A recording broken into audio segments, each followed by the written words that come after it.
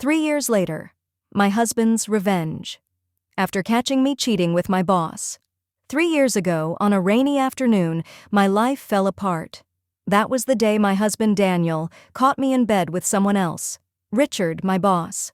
Daniel and I had been married for 6 years, and while our marriage had its ups and downs, I always thought we were solid, but something in me had changed. Maybe it was the long hours, the emotional distance, or the thrill of attention from someone new. Whatever it was, I made a choice that destroyed everything. The day Daniel caught us, I could see the light leave his eyes. He didn't yell, scream, or throw anything. He just stood there, staring, before turning around and walking out of the room. I remember scrambling to get dressed, chasing after him, and begging him to listen, but he wouldn't stop. His silence was louder than any words could have been.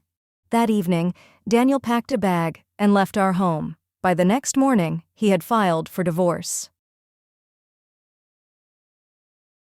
The fallout. In the weeks that followed, my world unraveled. Word of the affair spread quickly. Our mutual friends distanced themselves from me, choosing to side with Daniel. My family was devastated, especially my mother, who had adored Daniel and couldn't understand how I could betray him. And then there was Richard. At first, he had been supportive, promising to stand by me, but as the scandal spread to the office, he started pulling away.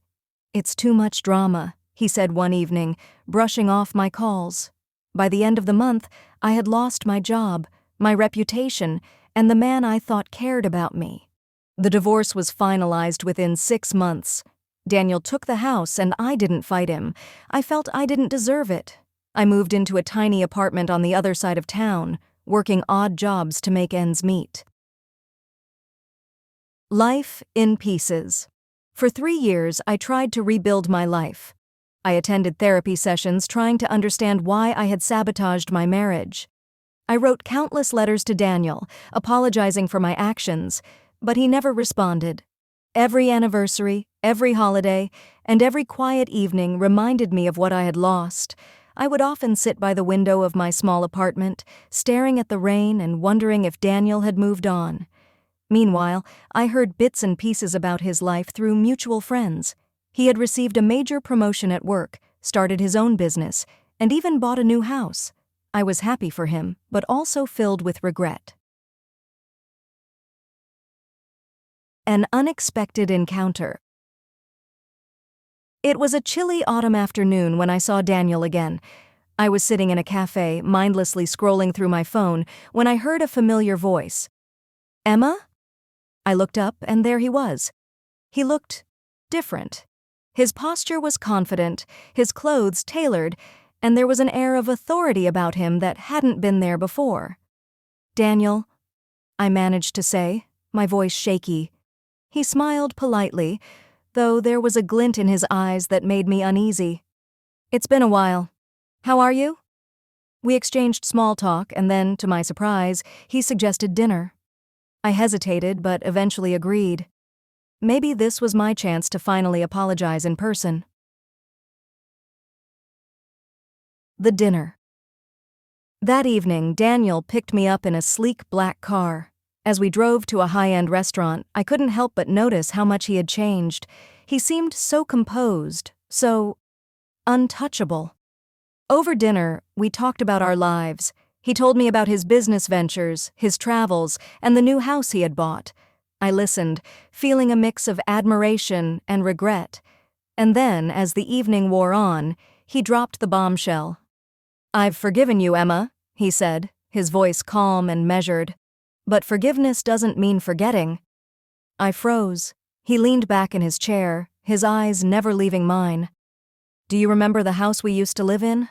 The one I left behind?" I nodded, unsure of where this was going. "I bought it back," he said. "And guess who's renting it from me now?" My stomach dropped. "Who?" "Richard. The plan unfolds." I stared at him, trying to process what he had just said. "You see," Daniel continued, "after the divorce, I realized something.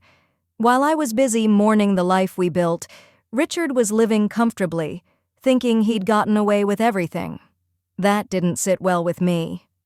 He went on to explain how he had used his business connections to slowly dismantle Richard's career. Key clients were persuaded to leave, deals mysteriously fell through, and his company's reputation took hit after hit. By the time Richard realized what was happening, it was too late. He had to sell his house to pay off his debts, Daniel said, a faint smile on his lips. And that's when I stepped in. Richard's new reality. Richard, unaware of who the new owner was, had rented the house from a property management company Daniel had set up under a fake name. "Every month he sends me a rent check," Daniel said, his tone almost amused. "He's paying me to live in the house where it all began. Poetic, isn't it?" I was speechless. Daniel leaned forward, his voice dropping to a whisper.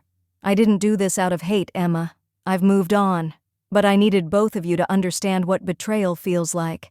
Actions have consequences, and some wounds never fully heal." Confronting the past. That night I couldn't sleep. The weight of Daniel's words pressed down on me. He had turned his pain into a calculated form of justice, and I was left to grapple with the aftermath. A few weeks later, I decided to confront Richard. I wanted to know if he understood the extent of the damage we had caused. When I arrived at the house, he looked defeated, a shadow of the confident man I once knew. "It's Daniel," I said quietly. "The landlord. It's Daniel." Richard's face turned pale as realization dawned. A glimmer of redemption. Over the following months, I continued therapy, not just for my guilt, but to rebuild the sense of self-worth I had lost. I started volunteering at a local charity, hoping to contribute something positive to the world. As for Daniel, I heard through mutual friends that he had started dating someone new, a kind, intelligent woman who seemed to make him happy. It hurt, but I was glad he had found peace. The lesson. Looking back, I realized that Daniel's revenge wasn't about cruelty, it was about closure. He needed to regain control over the narrative of his life to ensure that the pain he endured wasn't in vain. And for me, it was a reminder that betrayal has a ripple effect, leaving scars that may never fully heal. In the end, we all paid the price for our choices. And while Daniel had moved on, I was left with the lesson of a lifetime. Trust, once broken, is almost impossible to rebuild. Thanks for watching. Subscribe for more watching videos.